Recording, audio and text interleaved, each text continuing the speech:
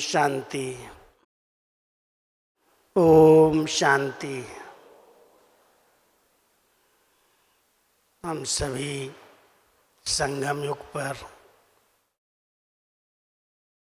मीठे बाबा से ही अनेकानेक खजाने प्राप्त कर रहे हैं। बाबा ने हम सब बच्चों को ज्ञान रत्नों से भरपूर किया है, गुण और शक्तियों का खजाना भी दिया है। लेकिन इतनी सब प्राप्तियां होते हुए भी कई बार स्वयं को आत्मा खाली खाली महसूस करती है, हिम्मतहीन बन जाती है, उसका उमंग उत्साह खत्म हो जाता है। उसका मूल कारण आलस्य और अलबेलापन है। ये ब्राह्मणों का महाशत्रु है। बाबा कई बार कहते हैं काम क्रोध महाशत्रु है, लेकिन पांचों विकारों की जड़ में है आलस्य, सुस्ती। क्योंकि बाबा ने माया जीत बनाने के लिए भिन्न भिन्न पुरुषार्थ की विधियां हम सबको नए नए तरीके से सुनाई हैं, सिखाई हैं। अगर कोई बाबा का बच्चा श्रीमत प्रमाण पुरुषार्थ करता है तो सहज मार्ग कभी भी उसको सहन करने के रूप में नहीं अनुभव होता। वो मेहनत और मुश्किल का अनुभव नहीं करता। लेकिन अगर जरा भी कहीं आलस्य ने घेराव कर लिया, अलबेलापन आ गया, तो उमंग उत्साह खत्म हो जाता है। कई बाबा के बच्चों के आगे कोई भी विघ्न नहीं है, लेकिन लगन भी नहीं है। एक रेगुलर नियम पूर्वक बनी हुई दिनचर्या को फॉलो करते हैं, लेकिन जो उसमें नवीनता होनी चाहिए, जो उल्लास होना चाहिए, उमंग होना चाहिए, वो दिखाई नहीं देता। ऐसे लगता है जैसे चल तो रहे हैं लेकिन मजबूरी से चल रहे हैं। ब्राह्मण जीवन एक नए प्रकार का बाबा ने हम सबको ज्ञान दिया, इतनी ऊंची श्रेष्ठ पालना दी, बाप रूप से इतना श्रेष्ठ वर्षा दिया, शिक्षक रूप से पढ़ाया, सिखाया, योग्य बनाया और सतगुरु के रूप से वरदानों से भरपूर किया। लेकिन चेहरे पर पुरुषार्थ में अगर वो दिखाई नहीं देता, झलकता नहीं है, संगम की इतनी प्राप्तियां होते हुए भी कोई को नशा, खुशी, उमंग, उत्साह नहीं है, तो जरूर कहीं न कहीं माया का वार होता है। और आलस्य तो ऐसी माया है, सुस्ती के रूप में आती है कि नियम पूर्वक कई बाबा के बच्चे अमृत वेले उठ भी जाते हैं, लेकिन बाबा बहुत रमणीक दृश्य देखते हैं वतन से, और कभी कभी मुरली के अंदर उसका वर्णन भी करते हैं कि जैसे खटयोगियों का म्यूजियम बना हुआ है। जयपुर में खटयोगियों का म्यूजियम बना है, छोटे छोटे मॉडल्स में कोई कैसे आसन कर रहा है, कोई कैसे, कोई उल्टा लटका है, कोई टेढ़ा है, कोई कैसे खड़ा है। ऐसे ही जब अमृत वेले का दृश्य अगर आप देखें साक्षी होकर के, संगठन के बीच में आकर के तो लोग कोई ऊपर की तरफ, आसमान की तरफ निद्रा का अनुभव कर रहे हैं, कोई गर्दन नीचे करके बैठे हैं, झूम रहे हैं। संगम की जो प्राप्तियां हैं, अमृत वेले का जो महत्व है, बाबा से अमृतत्व का, अमर भाव का वरदान लेने का जो समय है, आप सब साक्षी होकर के अपने आप को चेक करना। सचमुच उसी अनुसार वो अमृत वेले का समय हमारा बीतता है या एक आलस्य का घेराव होता है, सुस्ती का घेराव होता है। क्योंकि वायुमंडल में तो चारों ओर लोग सोए हुए हैं, निद्रा की गोदी में हैं, और बाबा के बच्चे सवेरे सवेरे उठकर बाबा की मिले हुए अपॉइंटमेंट के समय को सफल करते हैं। बाबा कहते हैं, मैंने अपने बच्चों के लिए 4 से 5 बजे का समय निश्चित किया है,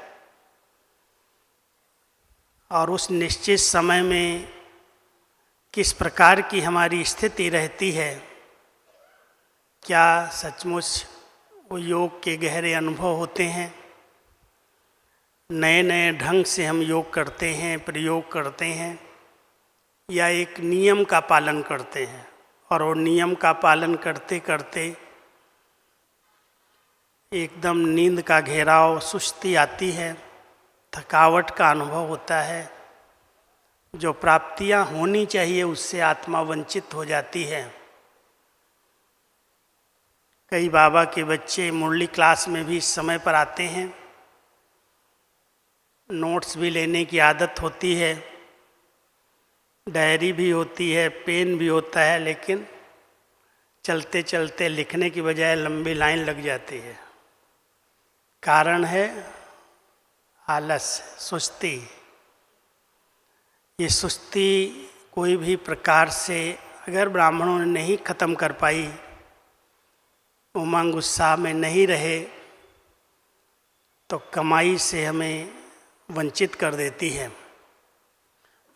इसलिए आप सब बाबा के बच्चे, 7-8 बातें मैं आपके आगे रखता हूँ।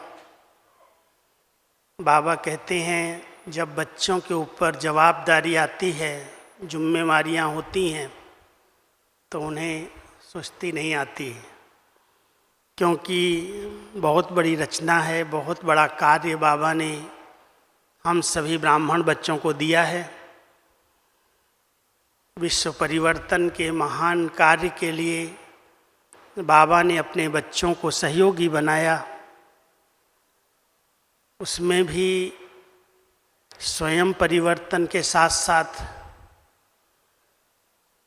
इस प्रकृति का परिवर्तन, तमोगुणी वायुमंडल का परिवर्तन, और उसमें भी अनेकानेक भटकती हुई आत्माओं की मुक्ति का कार्य, बहुत बड़ा कार्य बाबा ने अपने बच्चों पर रखा है।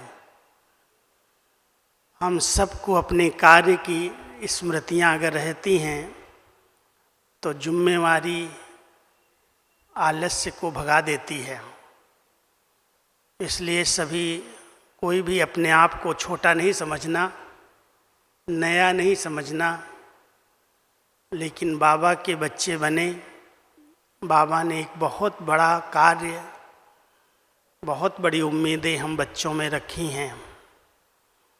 हमारी श्रेष्ठ स्थिति, हमारा अच्छा श्रेष्ठ चिंतन, हमारी श्रेष्ठ वृत्तियाँ इस वायुमंडल को परिवर्तन कर रही हैं।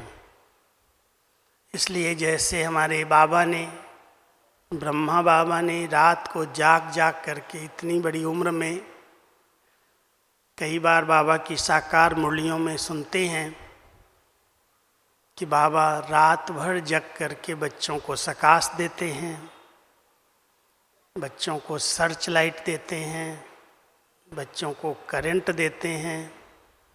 कोई बीमार है, कोई बांधिलियाँ हैं, बांधेले हैं, कोई बहुत दुख अशांति के कारण तनावग्रस्त हैं।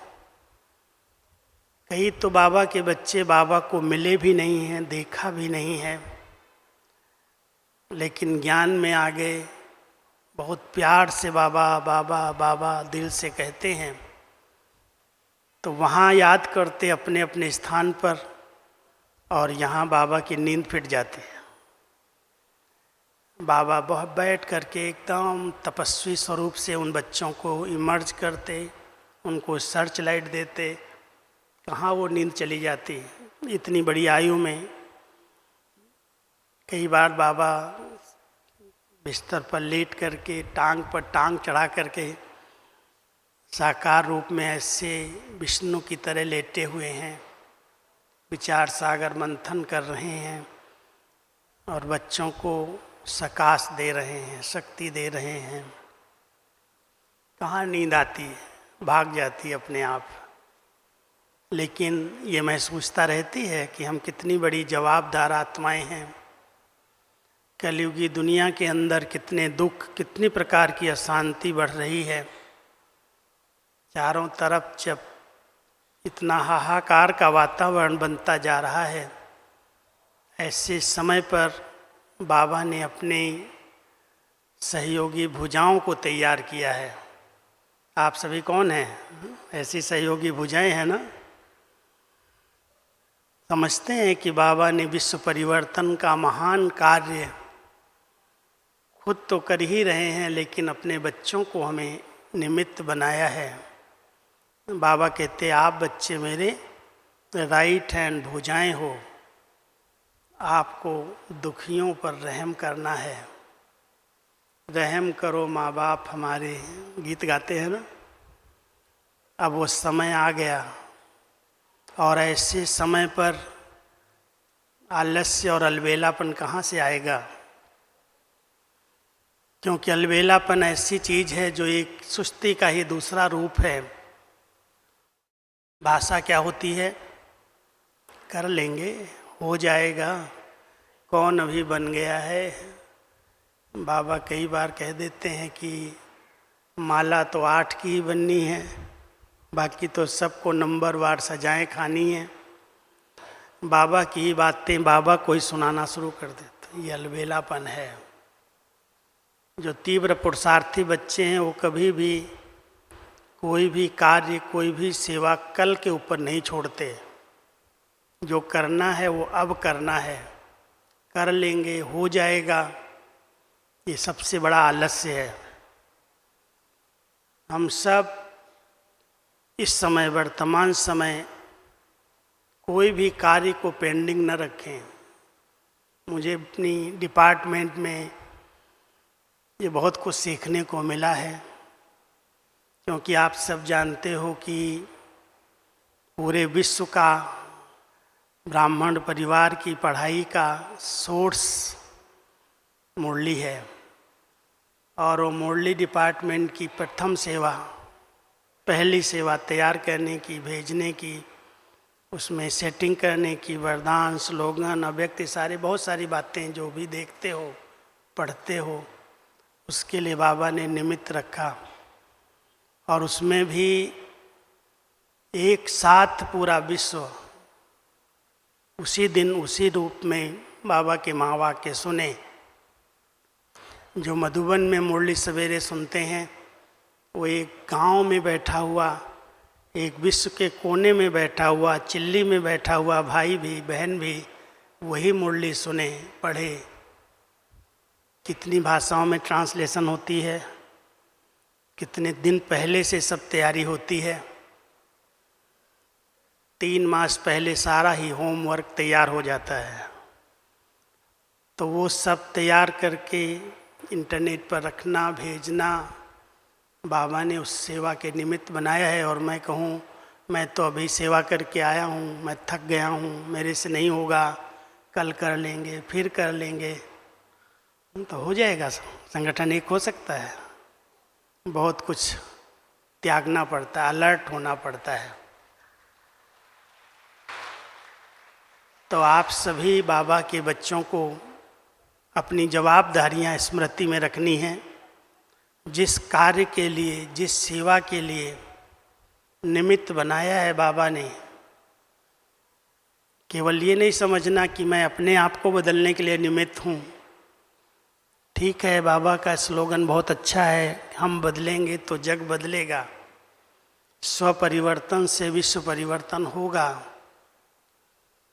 लेकिन एक एक बच्चे को पूरे वृक्ष की जड़ों में बिठाया है और सबको एक बहुत ऊंचा टाइटल दिया है कि आप सब बच्चे इस पूरे वृक्ष की तने में बैठी हुई पूर्वज आत्माएं हो। पूर्वजों को अपनी वंशावली का बहुत ख्याल रहता है। पूरा वृक्ष आपकी वंशावली है, चाहे वो किसी भी धर्म में किसी भी शाखा में चला गया, कितने मठ पंथ बन गए, कितनी टालियाँ निकल गई, लेकिन सबको शक्ति और सकाश मिलती कहाँ से है? केवल बीज से नहीं मिलती, लेकिन बीज के साथ साथ जो जड़ें हैं, तने में बैठे हुए तपस्वी आत्माएं हैं, उसी से, उनके ही शुद्ध पवित्र संकल्पों से ये पूरे सृष्टि ग्लोब को, पूरे वृक्ष को शक्ति और सकाश मिलती है। इसलिए इस जवाबदारी को अगर हम महसूस करेंगे तो कभी भी आलस्य, अलबेलापन, सुस्ती नहीं आएगी।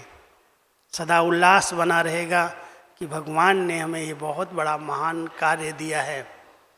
हमें केवल स्वयं को पावन नहीं बनाना है, लेकिन पूरे विश्व को, पूरी प्रकृति को, जो तमोगुणी बन गई है, दुखदाई बन गई है, उसको परिवर्तन करना है, उसको हमें मदद करनी है, सहयोग देना है। करते हैं आप सभी ऐसे? नमाज शाम के समय कम से कम आधा घंटा। हमारी दादियों ने कभी भी नमाज शाम के समय का जो योग है उसको मिस नहीं किया। 7 से 7:30 सभी दादियाँ, मैंने देखा गुलजार दादी को अंत तक शाम का योग मिस नहीं किया, जानकी दादी ने शाम का योग मिस नहीं किया। कितने भी बड़े काम हों, कितनी भी सेवाएं हों, कितना भी वो व्यस्त हों, लेकिन नमाज शाम के समय सब समेटो, बाबा की याद में बैठ जाओ। प्रकृति को पावन बनाना है, आत्माओं को शक्ति और सकाश देनी है। हम कहीं देने नहीं जाते, लेकिन अगर हम पावरफुल स्थिति में बैठते हैं तो अपने आप उसके प्रकंपन, उसकी शक्तियाँ चारों तरफ वायुमंडल में फैलती हैं। तो इसलिए आप सभी इस बात को समझना कि ये सुस्ती, आलस्य जो है, हमें कहीं इस भाग्य से वंचित न कर दे, इन सेवाओं से कहीं वंचित न कर दे। इस पर बहुत अटेंशन देने की आवश्यकता है। दूसरा, हम सब जानते हैं कि जब चारों तरफ माया का साम्राज्य है, चलते चलते थोड़ी भी कोई गफलत हुई तो माया तुरंत अटैक करती है, बदला लेती है। क्योंकि जिसके साथ हम इतना समय रहे हैं, 63 जन्मों का जिसके साथ स्नेह रखा है, जिसके हो कर के रहे हैं, संगम युग पर हम सब उसको जीतते हैं, उस पर विजय प्राप्त करते हैं।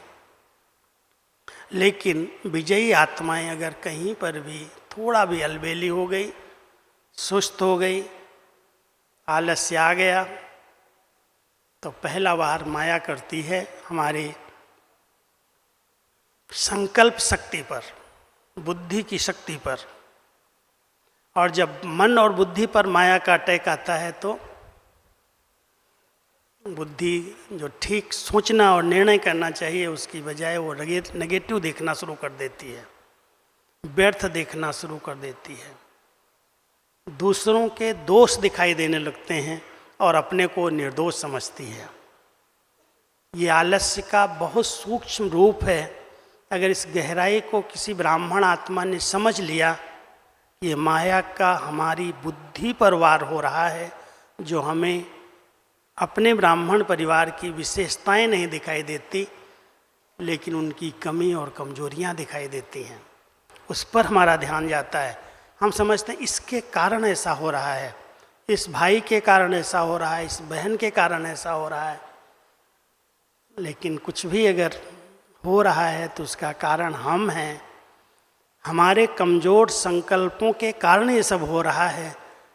इसलिए अपने संकल्पों पर बहुत बहुत पहरा देने की ज़रूरत है। ऐसे नहीं जो आया वो सोच रहे हैं, चिंतन चल रहा है। एक रमणीक बात सुनाता हूँ। एक दिन मैं पांडव भवन में छोटा था, जब आया था मधुबन में, तो ये आंगन के अंदर पांडव भवन में जो थल्ले बने हैं वहाँ एक जगह मैं ऐसे चुपचाप बैठा था। और हमारे जगदीश भाई जी बहुत एक्टिव थे उस समय, बहुत चुस्त और फास्ट सैर कर रहे थे, इधर से उधर आंगन में ही कर रहे थे। तो जब मेरे को देखा तो मेरे पास खड़े हो गए आकर के और बोलते हैं, राजू क्या सोच रहा है? तो मेरे मुख से निकला, भाई साहब कुछ नहीं, कुछ नहीं। मैंने अचानक पूछा और अचानक मुंह से निकला, कुछ नहीं। बस उन्होंने मेरा उस पर क्लास करा दिया। करीब 15-20 मिनट मेरे को उसी पर समझाते रहे कि ऐसा कोई समय नहीं होता। अगर आत्मा इस शरीर में है, ब्रेन उसका ठीक है, तो बिना सोचे रहती नहीं है। अगर कह रहे हो कुछ नहीं सोच रहा है तो क्या ये ब्रेन डेड हो गया क्या? नहीं, बिना संकल्प के नहीं रहती। सारा कल्प ही संकल्प चले हैं। उस संकल्प के कारण इस वृक्ष का कल्प वृक्ष नाम पड़ा। कल्प, इसमें जो आत्माएं आई हैं, जिनको ये शरीर रूपी रथ मिला है, उनको संकल्प तो चलते ही हैं। संकल्प के बिना आत्मा इस शरीर में नहीं है। अगर है भी, कोई कारण से वो कहीं गुम हो गई है, कोमा में चली गई है, तो हो सकता है उससे संकल्प शांत हो जाएं। लेकिन संकल्पों पर अटेंशन देने की ज़रूरत है। हम किस प्रकार का सोच रहे हैं, किस प्रकार का चिंतन कर रहे हैं। ऐसे नहीं जो आया वो सोच रहे हैं, बिना काम के ही सोच रहे हैं, बैठे हैं, चल रहा है चिंतन। अगर हमें अपनी जीवन का परिवर्तन करना है तो पहला एक गीत की लाइन याद रखना, चिंतन की धारा को बदल दो, जीवन बदल जाएगा। चिंतन की धारा, क्या सोच रहा हूँ मैं, और उस सोच में अपने प्रति, अपने बाबा के यज्ञ के प्रति, बाबा की पढ़ाई के प्रति, बाबा की विश्व कल्याण के कार्य के प्रति मेरे अंदर कौन से ऐसे श्रेष्ठ संकल्प की रचना हो रही है।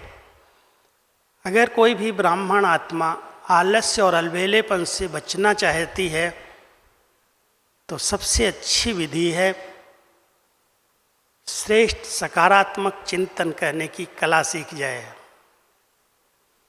अगर हम अपने आप को कुछ नवीनता देते हैं, एक जैसा चिंतन नहीं चाहिए।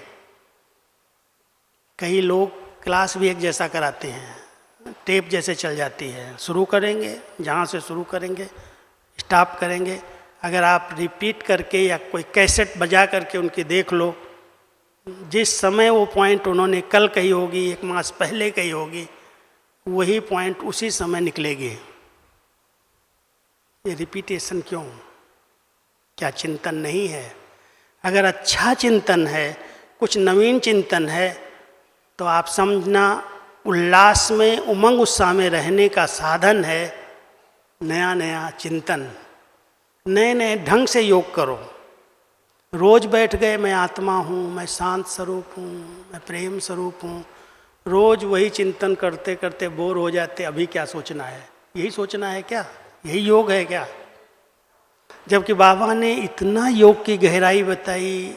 एक बार मैंने योग की अव्यक्त मूल्यों से पॉइंट्स निकालना शुरू कर दी। मैंने 12 मास का होमवर्क निकाल दिया, 365 से ज़्यादा नवीन बातें निकाली। देखो कितनी बाबा ने दिया है ज्ञान। योग को कितनी वैरायटी से स्पष्ट किया है। कभी अशरीरी स्थिति, कभी विदेही स्थिति, कभी निराकारी स्थिति, कभी आत्माभिमानी स्थिति, कभी फरिश्ता स्थिति, कभी अव्यक्त स्थिति। कितनी वैरायटी ढंग से बाबा ने योग को स्पष्ट किया है। और हम एक ही धुन लगा के योग में बैठ जाते हैं। 5 मिनट बैठते, चिंतन करते, फिर सोचते अब क्या सोचें, शांत होकर के बैठ जाते और शांति धाम में सीधा ऐसे चले जाते, लटक जाते। ऐसा योग होता है क्या? अरे वो रस लो, वो आनंद लो। इसलिए कैसे करना है योग? कम से कम एक स्थिति में 10 मिनट तो बैठो। कमेंट्री चाहिए, ये चाहिए, गीत चाहिए, इसके क्यों आधार बना के रखे हैं?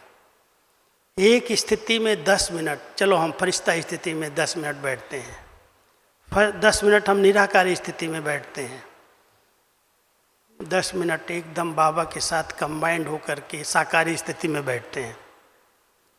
45 मिनट कैसे निकल जाएंगे? 10-10, 15-15 मिनट अभ्यास करते करते पता ही नहीं चलेगा। ऐसे नहीं सोचेंगे कब सफ़ेद लाइट होगी, कब तक योग चलेगा। कहीं आते ना ऐसे बैठ के देखते रहते हैं, पता नहीं क्या चलता है। संकल्प नवीनता नहीं है, वैरायटी नहीं है, उमंग उत्साह नहीं है।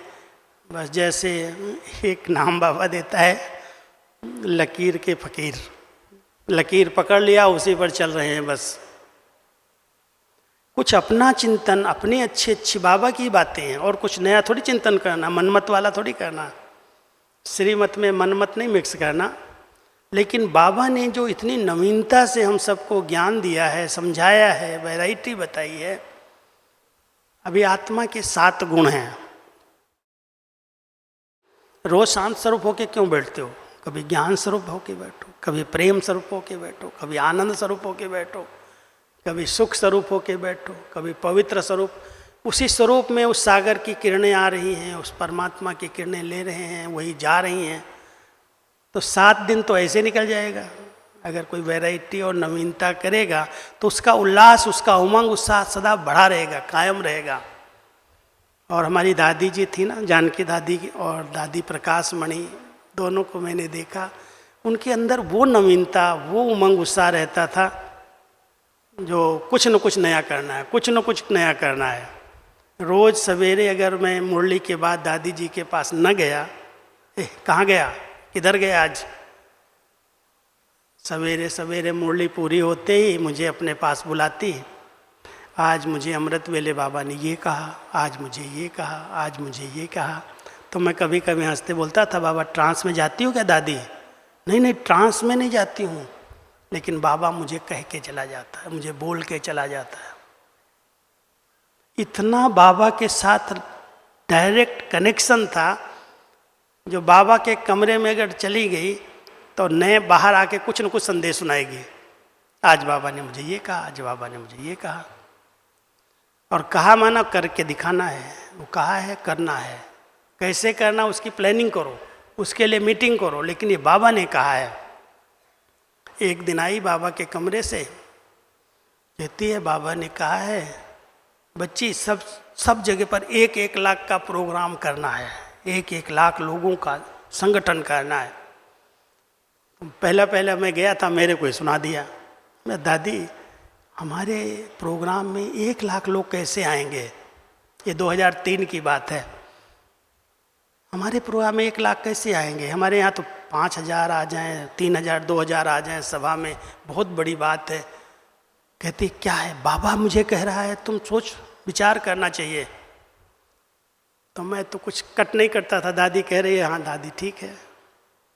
तो उन्होंने अपने मीटिंग में बड़ों के बीच में भी रख दिया ये बात कि आज मुझे बाबा ने ये कहा।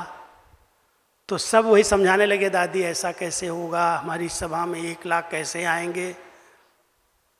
और दादी को बाबा बार बार जैसे कह रहा, बच्ची 1 लाख की सभा करो, 1 लाख की सभा करो।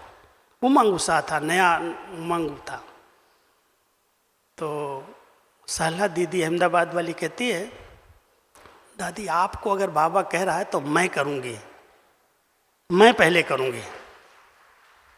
अब दादी को नशा चढ़ गया, एक बच्ची तो तैयार हो गई, कहती अच्छा ठीक है सहला तुम करो, जो मदद चाहिए दादी देगी तुमको।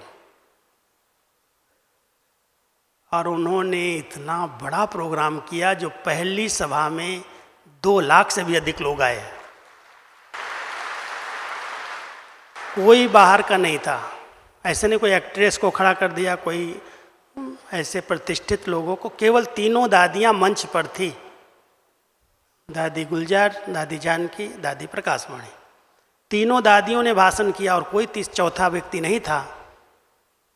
और दादी ने उस सभा को देख करके बस इतना उनको आया कि बाबा ने जो मुझे कहा करना है, और फिर निकाला डायरेक्शन।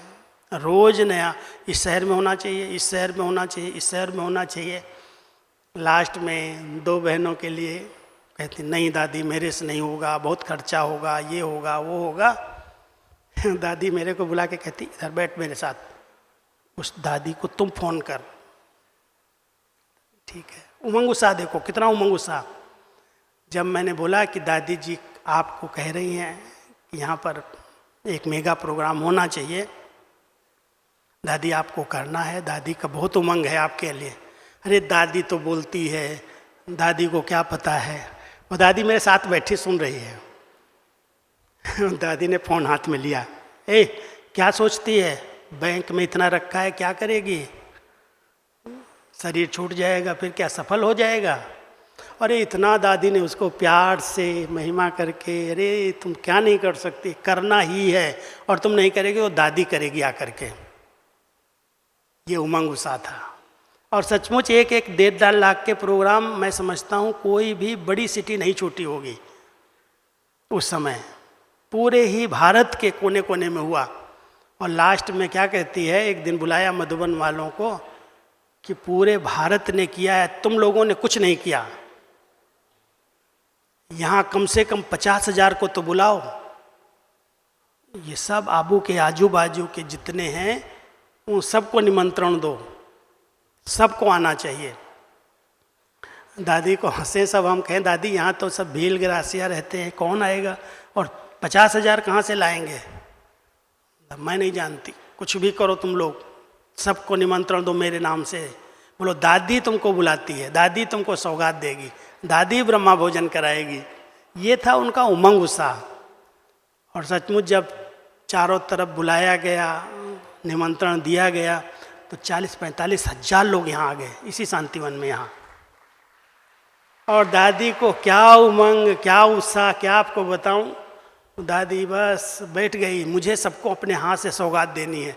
दादी ये भील गिरास आप नहीं देंगी, दिलवा देते हैं, बांट देते।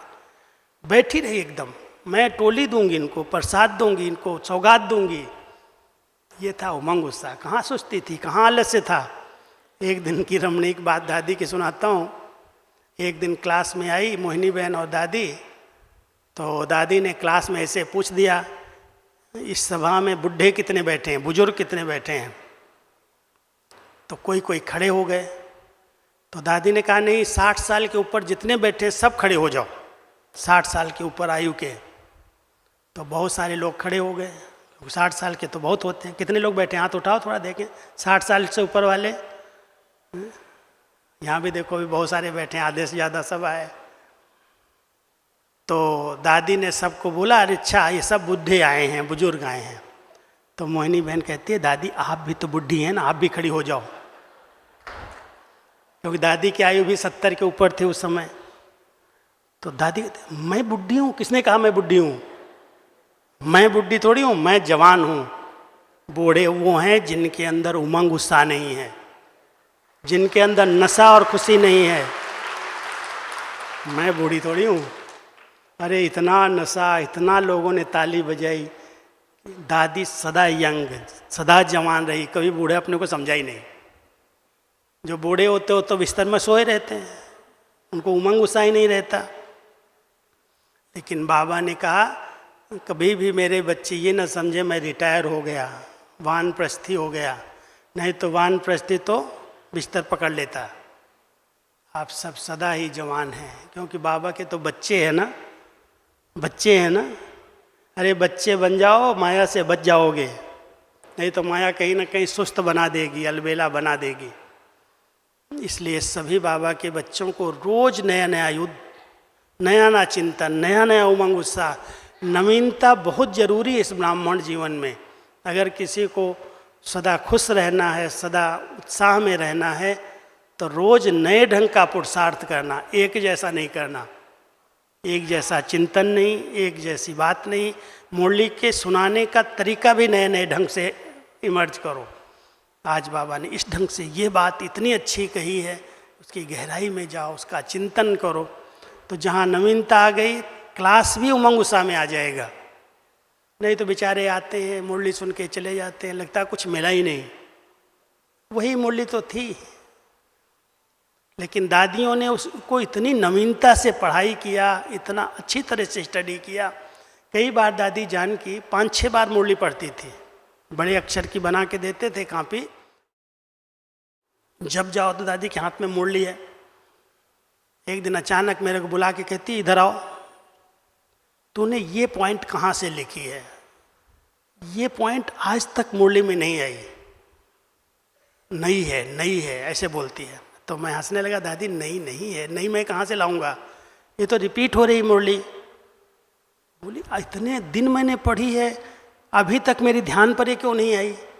नहीं तुम कहीं से तो लाया होगा। मैं कहीं से नहीं लाया हूँ, ये बाबा की मुरली है दादी, 5 साल पहले भी आपने सुनी है।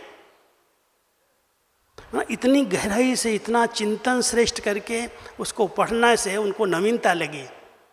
ये नई बात बाबा ने कही, ये नई बात कही है। तो मुरली वही है, लेकिन उसकी स्टडी का, उनका बुद्धि की स्वच्छता का, उनकी स्पष्टता का जो चिंतन है, उससे उसमें उन्होंने नवीनता अनुभव की। तो हम सब अगर बाबा की मुरली को नवीनता से पढ़ते हैं, बहुत गहराई से पढ़ते हैं, तो वो पढ़ाई से हमारी बुद्धि विशाल बनती है, तीव्र बनती है, और कहाँ सुस्ती है, कहाँ आलस्य है। तीसरी एक बात याद आती है कि जब कोई योद्धा युद्ध के मैदान में जाता है और चारों तरफ से उस पर कोई घेराव होने की आशा रहती है, कहीं से भी वार हो सकता है, अटैक हो सकता है, युद्ध के मैदान में खड़ा है, तो योद्धा कभी सुस्ती करेगा? कहीं से भी वार हो सकता है, किधर से भी वार हो सकता है। माया तो देख ही रही है, कहाँ ये थोड़ा सा इधर उधर करे और इसको मैं मारूं चमाट। तो आप सभी ध्यान देना, बहुत इस समय अलर्ट रहने की ज़रूरत है। अलर्ट रहो, एक्यूरेट रहो। कल पर कोई भी कार्य नहीं छोड़ना, जो करना है आज कर लेना है। कल करे सो आज कर, आज करे सो अब। इसलिए जो शुभ संकल्प आए, जो श्रेष्ठ संकल्प आए, अगर आपने कह दिया कर लेंगे, समय पड़ा है, तो बीच में जो मार्जिन है उसमें माया घुस जाएगी, करने नहीं देगी। इसलिए क्यों मार्जिन छोड़ते हो? शुभ संकल्प आया है, बाबा ने अगर कुछ शक्ति दी है, तन की शक्ति है, मन की शक्ति है, धन की शक्ति है, कोई विशेषता की शक्ति है, कर लेंगे, हो जाएगा, अभी समय पड़ा है। तो उसके बीच में अगर ये संकल्प आ गया, यही सुस्ती है, यही अलबेलापन है। इसलिए संकल्प, श्रेष्ठ संकल्प आया है, कल पर सोचना नहीं है, कर लेना है, पूछने की जरूरत नहीं किसी से। जो अच्छा संकल्प है, पुण्य का संकल्प है, सफल करने का संकल्प है, उसको डिले नहीं करो। Delay is danger. तुरंत कर लो, भाग्य बन जाएगा। बीच में अगर आपने समय गैप कर दिया तो कहीं न कहीं माया का वार हो जाएगा। और कोई नेगेटिव संकल्प आता है, विकारी संकल्प आता है, कोई क्रोध का संकल्प आ जाता है, वह होता है वेट एंड सी, थोड़ा ठहरो। उस समय तुरंत नहीं करना, शांत हो जाओ, चुप हो जाओ, वो ठीक हो जाएगा, अपने आप माया भाग जाएगी। तो ये सब विधियाँ, युक्तियाँ बाबा ने हम बच्चों को बताई हैं। लेकिन गलत संकल्प आ गया, कोई बात अच्छी नहीं लगी, उसको कंट्रोल नहीं कर पाएंगे। मैं तो सहन नहीं कर सकता, ये झूठ बोलता है। और झूठ वो बोलता है, गुस्सा हमको आता है। गलत कौन है, झूठ बोलने वाला या गुस्सा करने वाला? उसने झूठ बोला और हम कह रहे हैं हमको सहन नहीं होता है, क्यों झूठ बोलता है? बाबा कहता है सबसे बड़ा बोझ तेरे पर चढ़ रहा है जो तुम गुस्सा कर रहा है। गुस्सा करने वाले झूठ को कैसे बदल सकते हैं? और अगर तुम सत्य हो तो सत्यता की निशानी क्या है? सभ्यता है। सिद्ध और जिद नहीं करते। इसलिए बाबा ने इतना ऊंचा ज्ञान अपने बच्चों को दिया है। अगर कोई ज्ञान स्वरूप आत्मा है, वो कभी भी अपने जीवन में उदासी, निराशा, थकावट अनुभव नहीं करती। उसके अंदर नए नए विचार, उमंग उत्साह के विचार चलते हैं और माया को सहज जीत लेती है। कई प्रकार के बड़ों ने हमें सिखाया ऐसे करके, इतना उमंग, इतना उत्साह रहा। एक बार की और रमणीक बात सुनाता हूँ कि दादी जी का उमंग उत्साह ने आज दादी प्रकाश मणि जी के उमंग उत्साह ने ओम शांति भवन निर्माण करा दिया। पैसा न होते हुए भी, किसी से मांगा नहीं, चलो चलो आज पहाड़ उठाएंगे, पत्थर उठाएंगे, वहीं पर चाय पिलाएंगे, वहीं टोली खिलाएंगे। कोई को क्लास नहीं करने दिया, सिर्फ मुरली क्लास होता था। कोई भी पार्टी आए, कोई भी सेवादारी आए, सब पत्थर उठाएंगे और दादी खुद खड़ी है, तगारी उठा रही है, साथ में लग जाते थे हम सब। ओम शांति भवन बनवा दिया। इतने उमंग उत्साह में थी, डेट पहले से बता दिया, मकान खड़ा ही नहीं है। 8 फरवरी 83 को उद्घाटन होना है, मैं डेट सहित बताता हूँ आपको। और 82 दिसंबर में ओम शांति भवन की दीवार भी नहीं थी एक, उस पर कैंची लगेगी, उसकी फॉर सीलिंग होगी, उसमें लाइटिंग होगी, उसका सारा फर्श बनेगी, साउंड लाइट सेट होगा, कुछ नहीं है। केवल 2-2.5 मास का समय है और उद्घाटन की डेट 8 फरवरी है और यूनाइटेड नेशन से असिस्टेंट सेक्रेटरी जनरल उद्घाटन करने आ रहा है। मधुबन वालों को नींद नहीं करनी है, सब के सब खड़े हो जाओ, कोई कैंची पर चढ़ो, रंग लगाओ, कोई ये करो, कोई ये करो, कोई ये करो। न दादी सोए न लोगों को सोने दे। इतना उमंग उत्साह, कहाँ सुस्ती आएगी, कहाँ आलस्य आएगा। और सचमुच वो 8 फरवरी को विधिवत उद्घाटन हुआ, अच्छे से अच्छा हाल बन करके। आज इतने साल पहले वो बना है, अभी भी उसकी रिपेयरिंग नहीं हुई है, वही मुजाइल टाइल अभी लगाई हुई है। ओम शांति वन पर ज्ञान सरोवर, जंगल, और उस ज्ञान सरोवर का निर्माण कैसे हुआ उसका तो विचित्र कहानी है, मैं वो नहीं सुनाऊंगा। लेकिन उसका बाद जब वो हाल बाबा उद्घाटन करने आए तो देखा है तो हाल छोटा है। बाबा एक ही बार ज्ञान सरोवर में आए, आकर के बाहर गए तो जितने अंदर बैठे थे उससे ज़्यादा बाहर खड़े हुए थे, झंडा लहराया बाहर आके। बस बाबा आते ही कहते क्या बनाया। बाबा का तो लक्ष्य था 5-10 हज़ार का हाल बन जाएगा तो सीजन हो जाएगा। बस वहाँ से बस बाबा ने टच करना शुरू किया, इस जमीन शांतिवन की तैयार होने लगी।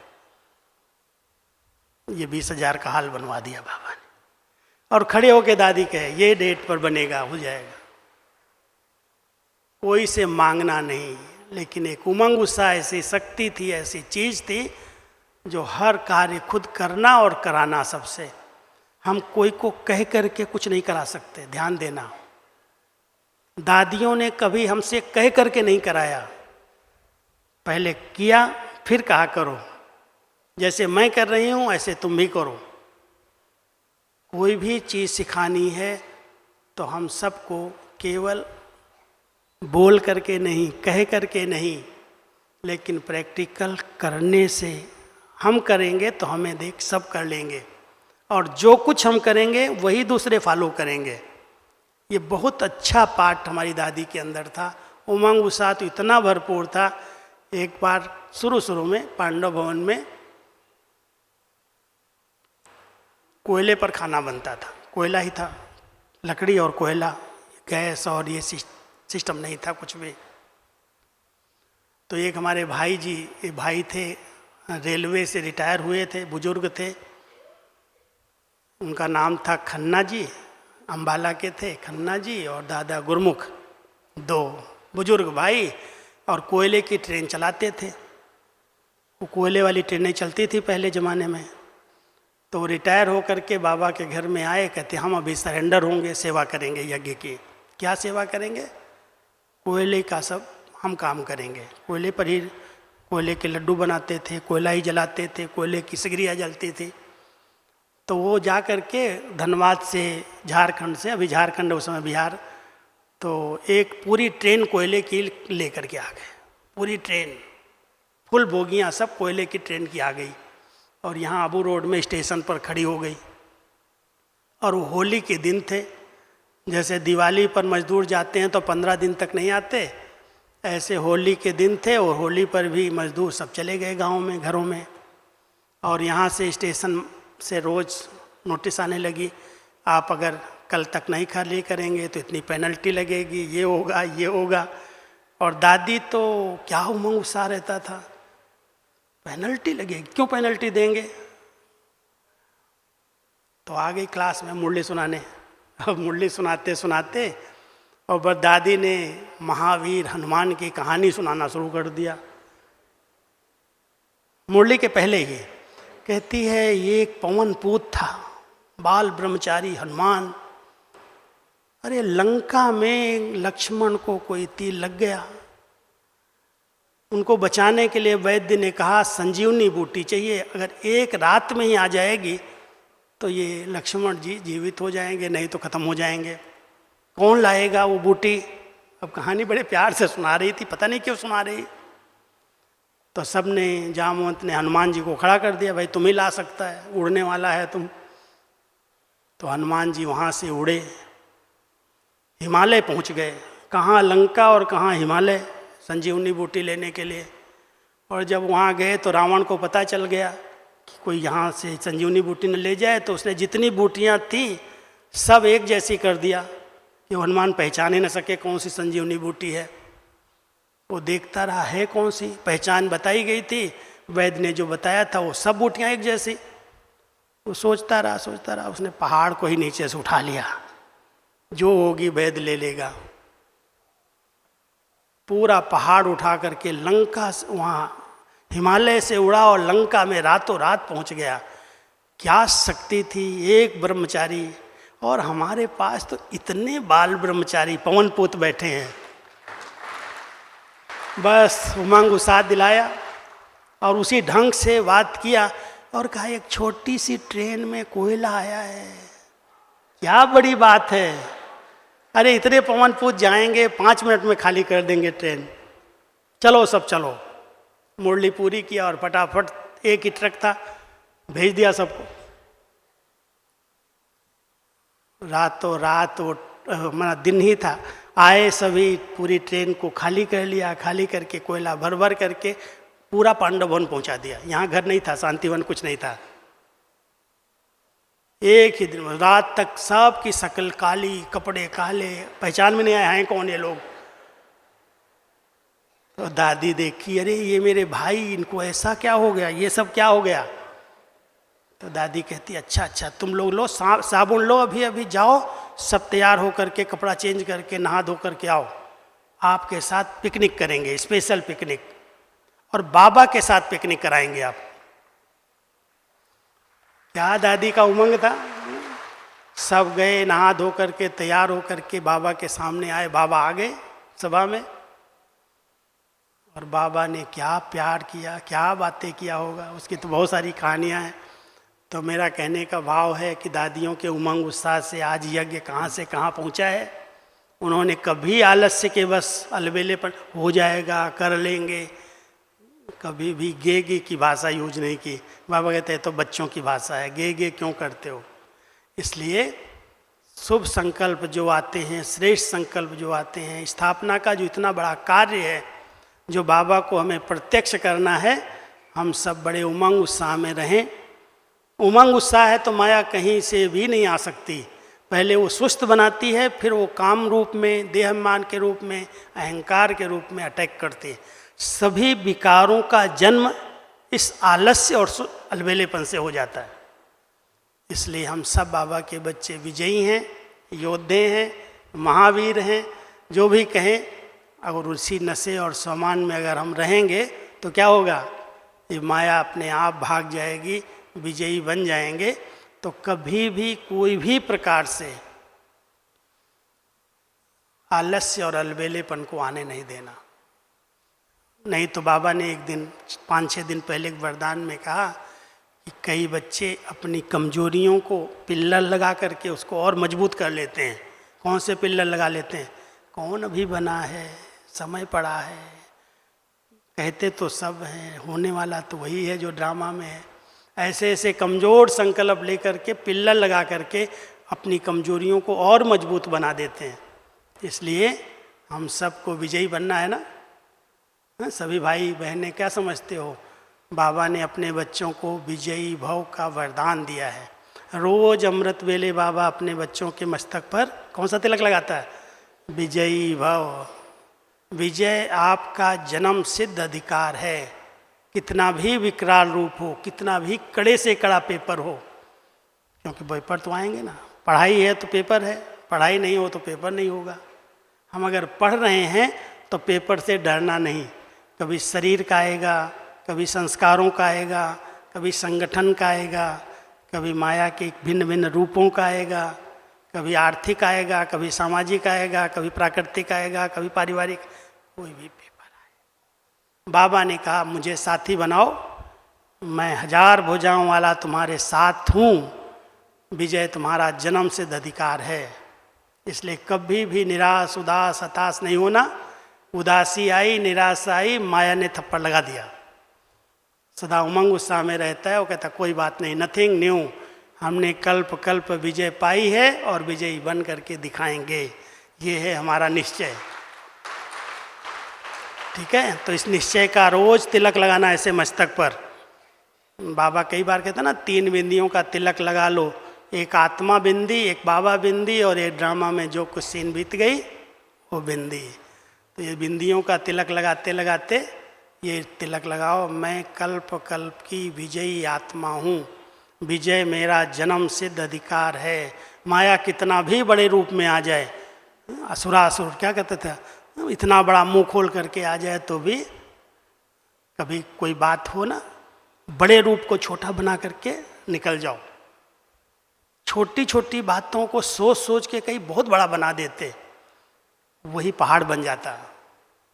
महारथी महावीर वो है जो बड़े से बड़ी बात आए कुछ नहीं है, पार हो जाएंगे। दादियों ने ऐसे यज्ञ को आगे बढ़ाया, कोई भी बात को ये नहीं कहा बहुत बड़ी बात आ गई, आई है ठीक हो जाएगी, बाबा बैठा है, बाबा बैठा है, बस यही एक निश्चय ने सब पेपर्स को क्रॉस करके आज यहाँ से यहाँ तक, कहाँ से कहाँ तक यज्ञ को पहुँचाया है।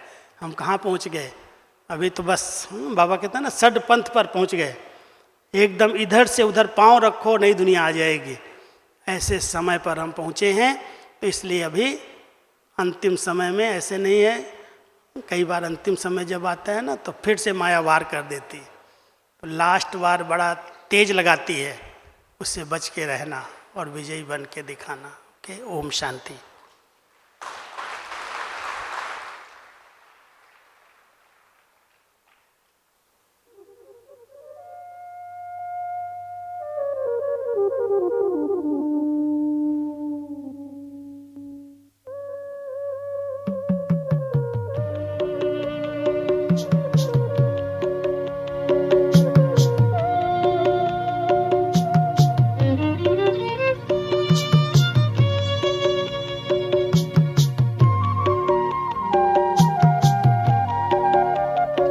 अपने चिंतन की धारा बदल दो, रोग चिंता का मिट जाएगा। कर तपस्या करो याद शिव को, दिल को आराम मिल जाएगा। अपने चिंतन की धारा बदल दो, रोग चिंता का मिट जाएगा। अपने चिंतन की धारा बदल दो।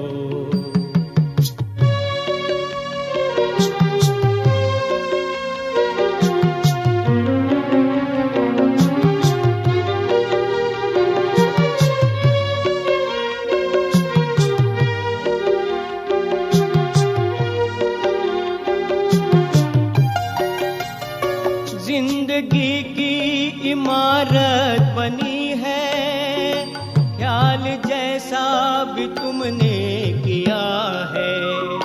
जिंदगी की इमारत बनी है, ख्याल जैसा भी तुमने किया है। बीज बोया है जैसा भी मन में, फल उसी का तो तुमने तो तुमने लिया है। स्नेह शुचिता के संकल्प लाओ, दर सुखों का वो खुल जाएगा। अपने चिंतन की धारा बदल दो, रोग चिंता का मिट जाएगा। अपने चिंतन की धारा बदल दो।